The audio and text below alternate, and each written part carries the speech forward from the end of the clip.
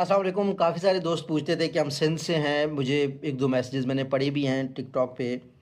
तो सिंध के लिए अपॉर्चुनिटीज़ आपकी वाटर एंड सीवरेज कॉरपोरेशन में प्रोजेक्ट डायरेक्टर चाहिए। Director change management. प्रेफरेबली इसके लिए जो डिग्री है वो है masters in business administration, organisational development, human resource और बिज़नेस की 18 ईयर एजुकेशन हो चेंज मैनेजमेंट में।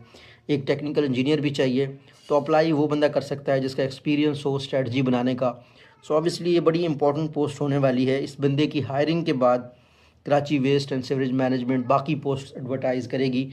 और आप ट्यून्ड रहें। और इसकी जो वेबसाइट है गवर्नमेंट की, ऑब्वियसली वेबसाइट है कराची गवर्नमेंट की, www.kwssip.gos.pk।